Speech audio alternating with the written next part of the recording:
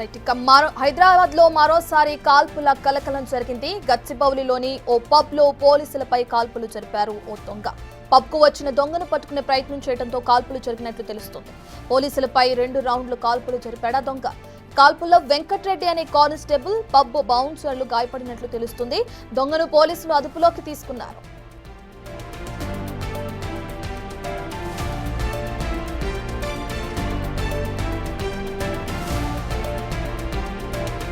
Right ఇక హైదరాబాద్ లోని గచ్చిబౌలిలో pub లో పోలీసులపై కాల్పులు జరపడం జరిగింది. ఓ దొంగ పబ్ లోకి వచ్చి ఈ విధంగా కాల్పులు జరిపినట్లు కూడా తెలుస్తుంది. పోలీసులపై 2 రౌండ్లు కాల్పులు జరిపాడ దొంగ.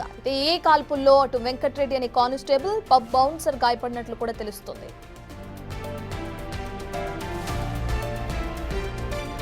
ఇదే విషయానికి సంబంధించిన పూర్తి డీటెయిల్స్ మా ప్రతినిధి రాణా అందిస్తారు. రైట్ రాణా, గచ్చిబౌలిలోని పబ్ లో పోలీసులపై కాల్పులు జరిగినట్లు కూడా తెలుస్తుంది. ఏ కారణం చేత దొంగ కాల్పులు జరపడం జరిగింది, దీనికి సంబంధించిన డీటెయిల్స్ ఏ విధంగా ఉన్నాయి రాణా?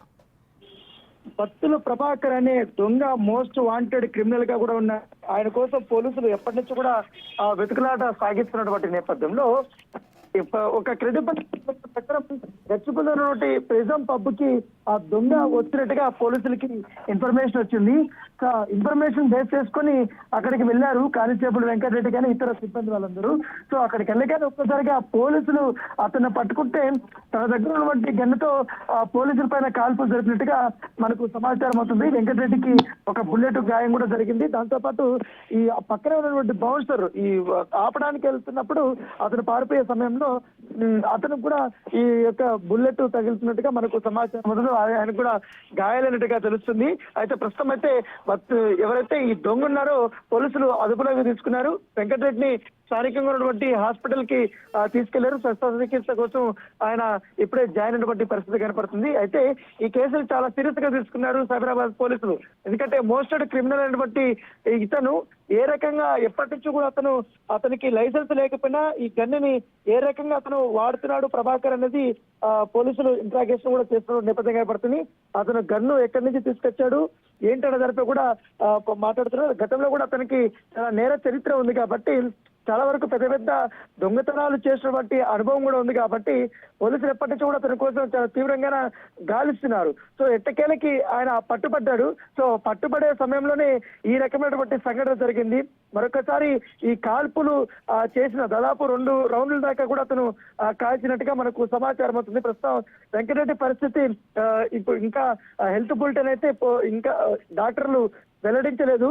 సో మొత్తం ఎంటర్ ఈ ఘటన పైన కూడా దర్యాప్తు అయితే చేస్తున్నటువంటి నేపథ్యం అయితే కనపడుతుంది. సో మొత్తం మాదాపూర్ సిసిఎస్ కానిస్టేబుల్ గా పనిచేస్తున్నటువంటి వెంకటరెడ్డికి ఈ యొక్క గాయాలు తగిలినట్టుగా మనకు సమాచారం అవుతుంది. దాంతో పాటు ఇటు బౌన్సర్ కిను ఈయనకి ఇద్దరికి తీవ్రమైనటువంటి గాయాలు తగినట్టుగా మనకు తెలుస్తుంది. ప్రస్తుతం అయితే ప్రిజం పబ్ కి పోలీసులందరూ కూడా అక్కడ చేరుకున్నారు. చేరుకున్న తర్వాత ఇన్వెస్టిగేషన్ చేస్తున్నారు. దాంతో పాటు ఆ పబ్ లో పాల్గొన్నటువంటి యజమాని కానీ అక్కడ ఉన్న మేనేజర్ వీరందరూ కూడా అక్కడ సీసీ కెమెరా ఫుటేజ్ కూడా అయినట్టుగా మనకు తెలుస్తుంది. అక్కడ ఇప్పుడు పబ్ లో ఉన్నటువంటి వాళ్ళందరూ కూడా బయటకు పంపించేసి విట్నెస్ కోసం కొంతమంది దగ్గర స్టేట్మెంట్లు రికార్డు చేసినట్టుగా మనకు సమాచారం అవుతుంది. సో మొత్తం పోలీసులు చూడగానే కాల్పులకి వెంటనే అతను తన దగ్గర ఉన్నటువంటి రివాల్వర్ తీసి కాల్పులు చేసినట్టుగా మనకు సమాచారం అవుతుంది. అతను పసిగట్టేసాడు, ఇంకెట్టైనా నన్ను అరెస్ట్ చేస్తారనే ఉద్దేశంతో పారిపోవాలనే నెపంతోనే అతను ఈ రకంగా తన వద్ద ఉన్నటువంటి గన్ను తీసుకొని కాల్చినట్టుగా మనకు తెలుస్తుంది. Right, thank you Rana.